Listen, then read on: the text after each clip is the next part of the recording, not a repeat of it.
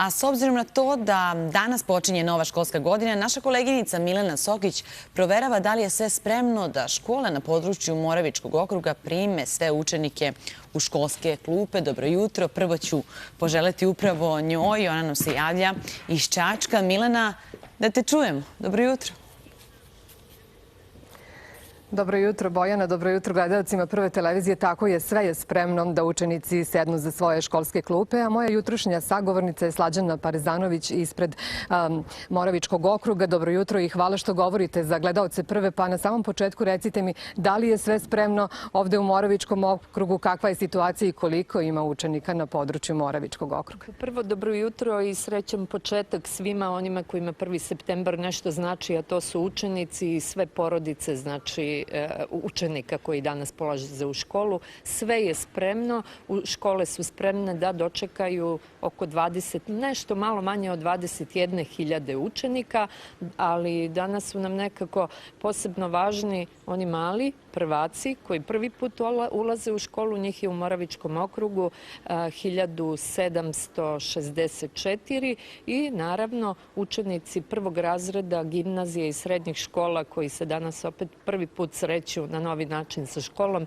njih je 1835. Prošle nedelje radili smo sa školama, održavali smo sastanke na pripremi za početak nove školske godine, imali smo sastanke sa sindikatima, sa policijskom upravom grada Čačka, sa policijskim stanicama Gornjeg Milanovca, Ivanjice i Lučana, tako da nam se čini da su nastavnici, da su škole spremne da danas dočekaju svoje učenike. Dobro, kažite mi kako saznajemo, neke škole će zabraniti korišćenje mobilnih telefona, kako je to u Moravičkom okrugu?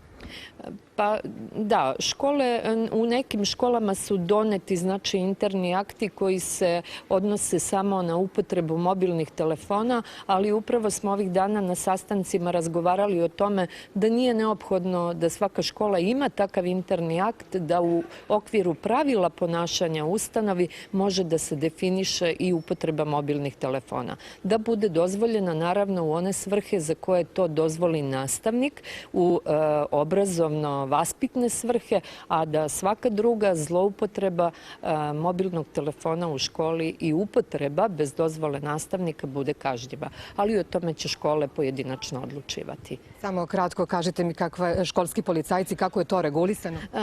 Nemaju sve škole školske policajce, ali znamo da će u svim školama Moravičkog okruga biti policijski službenici koji će u okolini škola, u školskim dvorištima biti pre početka, za vreme nastave i posle nastave.